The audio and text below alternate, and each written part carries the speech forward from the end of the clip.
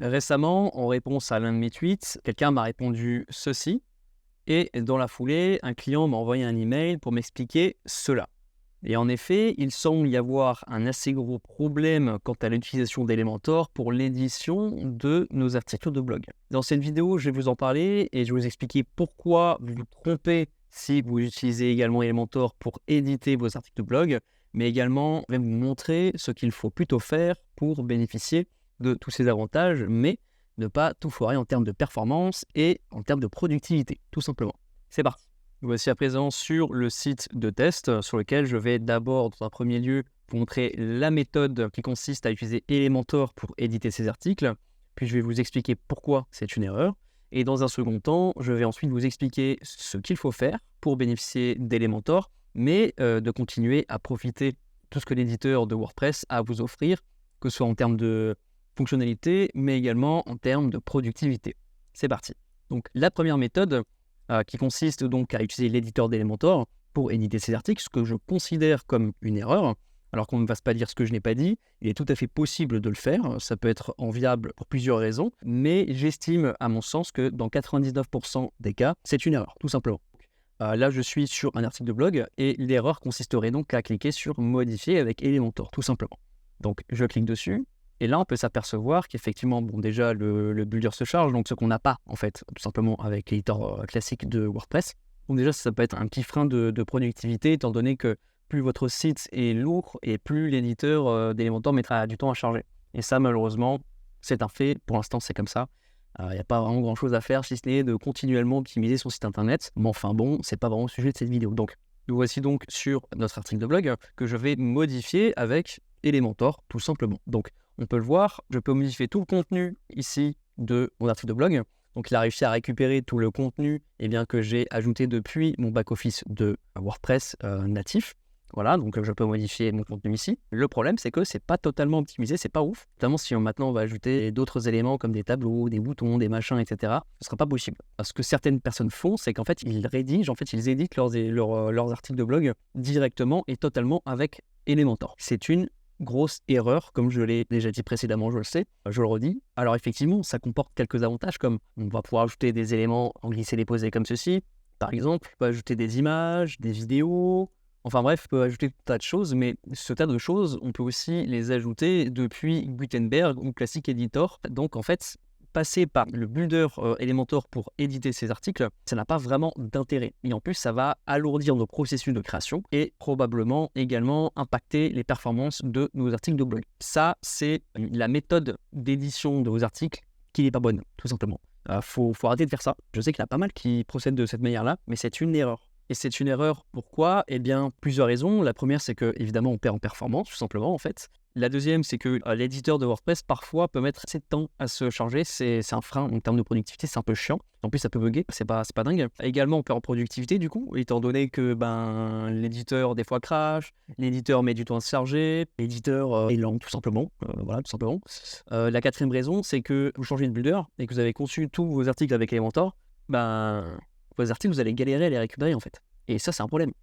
Mais avant de continuer la vidéo, j'aimerais simplement t'informer que je travaille actuellement sur la création d'un pack de templates pour Elementor entièrement conçu et pensé pour les éditeurs de sites. Ces templates, ils sont conçus pour être jolis et s'adapter pour le plus grand nombre de projets. Mais surtout, ils sont parfaitement optimisés d'un point de vue performance et SEO. Donc, si tu ne veux pas manquer sa sortie et bénéficier d'une réduction exclusive, je t'invite à cliquer sur le lien en description. Voilà, c'est tout pour moi, je te laisse avec le visionnage de la vidéo.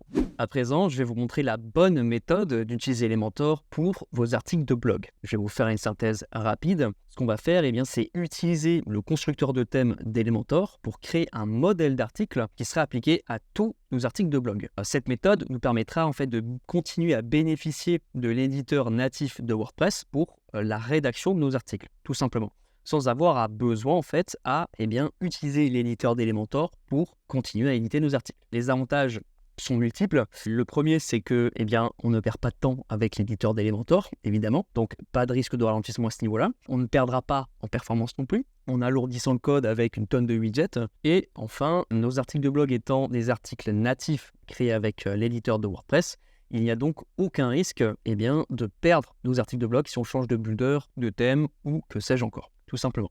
Donc maintenant que ceci étant dit, c'est parti pour présentation de comment on fait pour procéder, tout simplement. On va se rendre sur Elementor. Donc, alors je le précise avant quand même, cette fonctionnalité nécessite Elementor Pro. Donc voilà, si vous n'avez pas Elementor Pro, vous ne pourrez pas accéder au constructeur de thème, qui est donc assez dommage. Donc on se rend dans le panel d'initiation de notre WordPress et on va cliquer sur modèle constructeur de thème. Enfin, on va cliquer sur article unique et on va cliquer sur ajouter une nouvelle. Et donc là, maintenant, on a une page vierge via laquelle nous allons créer tout notre modèle d'article de blog. Alors, par défaut, avec Elementor, il y a déjà des modèles, comme on peut le voir ici. Donc, pour le test, on ne va pas s'emmerder. Je vais en importer un. Je vais importer, allez, le premier, disons, voilà. Voilà. Et donc là, en fait, si on rentre un petit peu dans le détail, si je clique sur ce widget-là, ce widget va récupérer le titre de notre article, le titre de notre publication. Donc, c'est des champs dynamiques, donc ça va récupérer automatiquement un certain nombre d'éléments de vos articles de blog, de sorte à ce qu'en fait, vous n'ayez pas à le faire pour chaque article. Donc, en fait, ce modèle-là, une fois qu'il sera bien travaillé, que vous l'aurez modelé à votre convenance, il récupérera toutes les informations de votre article et la mise en page se fera par ce modèle, par le modèle que vous venez donc juste de créer là. C'est aussi simple que ça. Et donc, on va faire le test. Donc, je vais juste ajouter quelques petits paramètres là. Hop là. Ajoute un petit peu de bordure.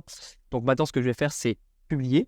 Je clique ici. J'ajoute une condition. Là, c'est très important. Il faudra bien être attentif. Et donc là, par défaut, Elementor nous propose d'inclure, en fait, d'afficher ce modèle-là sur toutes les publications uniques. Ce que je ne vous conseille pas. Ce que je vous conseille, c'est de cliquer dessus, d'accéder à cette liste-là et de cliquer ensuite sur article. Comme ça, de cette manière-là, ce modèle-là ne sera appliqué que sur vos articles de blog et sur rien d'autre en fait. C'est pour moi la meilleure méthode d'affichage pour ce genre de modèle, tout simplement. On enregistre et on ferme. Et si maintenant je retourne sur mon site et que je consulte par exemple du coup cet article de blog, on va pouvoir constater que ça a récupéré toutes les infos, tout mon contenu y est. Et donc, je n'ai plus à utiliser l'éditeur d'Elementor pour éditer mes articles de blog, tout simplement. Donc maintenant, on va faire un test avec un tout nouvel article. Donc, je vais en créer un nouveau article. Je vais l'appeler peu importe. Et là, je peux ajouter du texte d'exemple. Voilà. Donc là, on a accès en fait simplement à l'éditeur de Gutenberg par défaut. Donc, on a accès à un certain nombre de widgets, de contenu. Maintenant, je fais publier et on peut voir qu'en fait, une nouvelle fois, le modèle a été appliqué automatiquement à mon nouvel article de blog. Voilà, tout simplement. Vous savez maintenant comment utiliser Elementor pour vos articles. Vous allez pouvoir créer des modèles bien personnalisés. Vous pouvez aller assez loin. Je vous laisserai le loisir de le découvrir. Et de cette manière-là, vous n'aurez pas en fait à éditer vos articles de blog directement avec l'éditeur d'Elementor, mais bien avec l'éditeur natif de WordPress, donc que ce soit Classic Editor, je le redis, ou Gutenberg. Ça ne change rien, c'est à vous de voir, ce sont des préférences personnelles. Voilà, vous avez maintenant à votre possession la bonne méthode d'utilisation d'Elementor pour vos articles de blog. Vous n'utiliserez donc à l'avenir plus Elementor pour éditer et rédiger vos articles de blog, mais bien l'éditeur natif de WordPress, donc à savoir Gutenberg ou Classic Editor. Peu importe, c'est vous qui voyez. Si on devait faire un petit récapitulatif, il suffit en fait alors de créer un modèle d'article avec Elementor, de l'appliquer dans les bonnes conditions donc à seulement vos articles de blog pour récupérer en fait toute la data et effectuer présenter une mise en page bien personnalisée par vos soins qui répond à vos besoins tout simplement. Voilà, j'espère que cette vidéo aura été assez claire, aura pu vous être utile et que vous ne referez pas cette erreur qui, ma foi, est quand même assez partagée par pas mal de monde.